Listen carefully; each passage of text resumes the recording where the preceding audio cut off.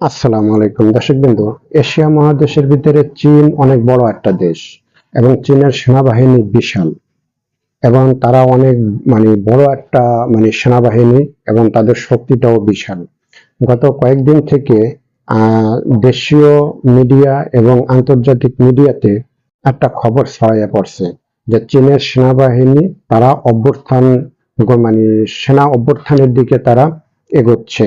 এই যে মিডিয়াতে যে এই খবরগুলি প্রচার হচ্ছে, আসলে কি বিষয়টা কতটা সত্য? এবং চীনের সরকার চীনের যে পারমাণবিক যে স্থাপনা, সেই নথিপত্র নাকি আমেরিকার কাছে ফাঁস করে দিয়েছে। এজন্য চীনের সরকার চীনের যে জেনারেল র্যাঙ্কের যিনি অফিসার ছিলেন তাদেরকে সেখান থেকে সরাইয়ে দিয়েছেন। কিন্তু আসলে এটা কি চীনের সরকারের নতুন একটা রাজনীতির চাল নাকি ভিন্ন কিছু? বিষয়টা আসলে আমাদের এখনো পুরোপুরি ওই রকম নিশ্চিত না যে সেনাবাহিনী অভ্যুত্থান শুরু করেছে। অনেক আন্তর্জাতিক মিডিয়া বা সোশ্যাল মিডিয়াতে চীনের সেনাবাহিনীর অভ্যুত্থানের প্রচেষ্টার গুঞ্জন ছড়িয়ে পড়েছে। তেমন কোনো অভ্যুত্থানের নির্ভরযোগ্য সরকারি বা স্বাধীন তথ্য পাওয়া যায়নি। বেশিরভাগ তথ্য গুজব বা সোশ্যাল মিডিয়াতে পোস্ট থেকে এসেছে। চীনের সরকার বা সেনাবাহিনীর দ্বারা কোনো সরকার বা প্রেসিডেন্ট শি জিনপিংকে সরিয়ে ফেলার খবর নিশ্চিতভাবে প্রকাশ করেনি। অনেক বিশেষজ্ঞ মনে করেন যে সেনাবাহিনীর নিজ থেকে অভ্যুত্থান চালানোর মতো আইনগত বা কাঠামোগত ক্ষমতা নেই বলে মনে করেন অনেক বিশেষজ্ঞরা।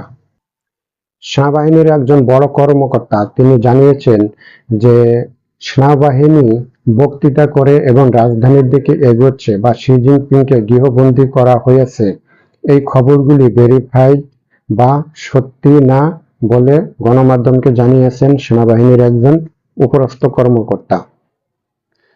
তবে চীন সেনাবাহিনীর ভিতরে এবং সরকারের ভিতরে কিছু একটা যে হচ্ছে বা বড় ধরনের কিছু একটা যে হয়ে গেছে বা ঘটতেছে, একথা সত্য।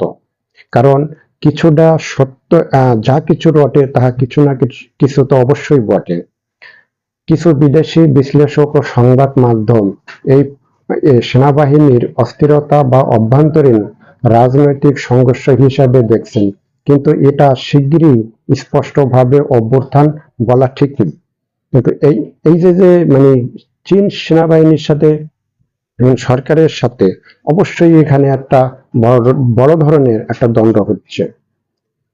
চীনের সামরিক বাহিনী অভ্যুত্থানের দিকে এগোচ্ছে এমন নিশ্চিত প্রমাণ নেই, বরং এটা শিরোনাম হয়ে উঠেছে সামরিক নেতৃত্বের মধ্যে বড় ধরনের রাজনৈতিক বা সক্ষমতা কারণে, যা অনেক গুজব বা রাজনৈতিক মতান্তরে অভ্যুত্থানের মতো উপস্থাপন করছে। তবে এই যে বিষয়গুলি গুজব, সেনা অভ্যুত্থানের বিষয়টা যে গুজব, এটা প্রমাণ হলো।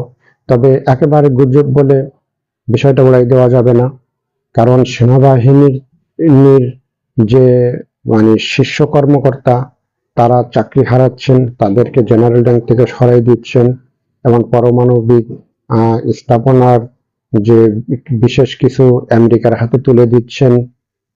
এই অজুহাতে তাদেরকে সেনাবাহিনীর থেকে সরাই দেওয়া হচ্ছে। এটা এমনও হতে পারে যে চীনের সরকার সে নতুন একটা রাজনীতির একটা চাল সে এখানে চালতেছে এবং এই চালটা সে সেনাবাহিনীর উপর দিয়েই চালতেছে।